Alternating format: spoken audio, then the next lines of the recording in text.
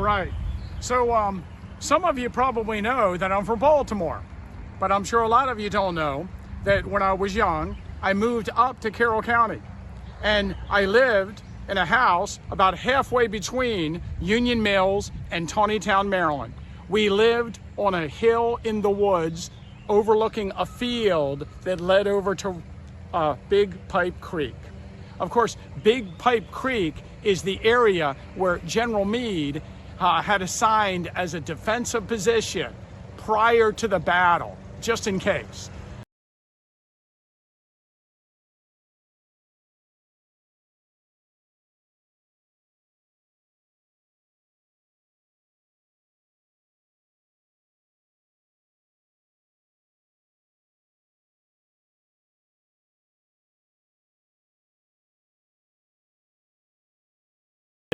General George Gordon Meade took over command of the Northern Army on June 28th. He got some orders from Henry Halleck. Basically, those orders were to defend the approaches to Baltimore and Washington, make sure Lee didn't swing around and get to those cities, and also find Lee's army and bring them to battle.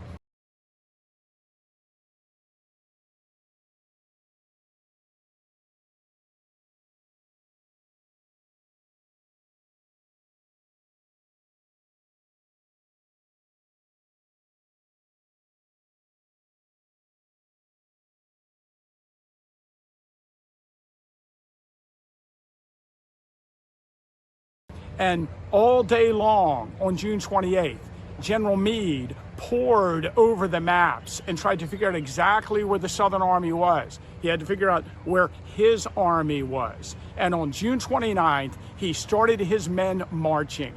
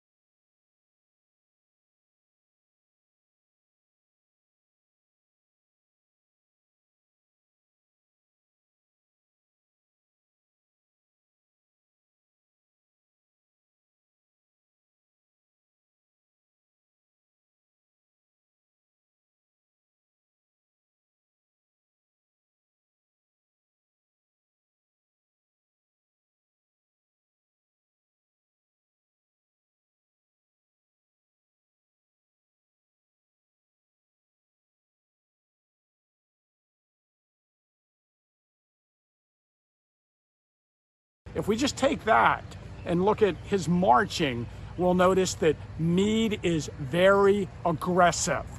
Robert E. Lee, when he learned that the Union Army had reached Frederick, he ordered for the concentration of his army in the Gettysburg area. He hoped that he could concentrate his force and then decide what to do.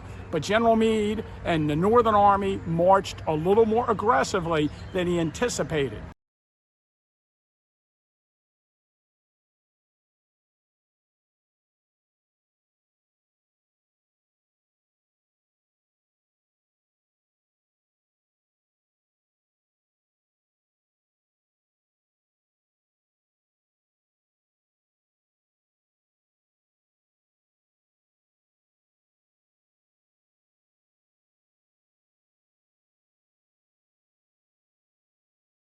General Meade was wasting no time, and when the Northern Army marched northward out of the area of Frederick, they marched in three distinct lines. One along the base of the mountain, and of course John Fulton Reynolds would be in charge of that wing, which included the 1st and the 11th Corps, and later the 3rd Corps, and they would be the ones who encounter Lee's army at Gettysburg. I think there's a tendency to imagine that because that tier or wing of the march hit Gettysburg, that's the vanguard of the army. but there's also a central wing that marched through this area and then to Hanover, and a wing that was farther off to the east under John Sedgwick that actually marched to Westminster and Manchester, Maryland, and were preparing to move towards the area of York and block any southern advance towards Baltimore.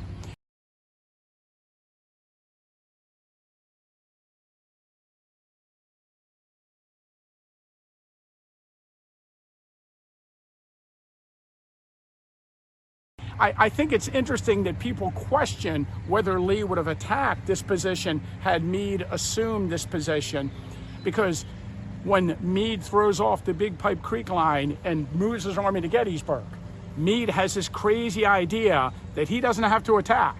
All he has to do is form a defensive line on Cemetery Ridge. And he has this idea that if he does that, and does that successfully, that Robert E. Lee will launch assaults across open fields and uphill and attack his position.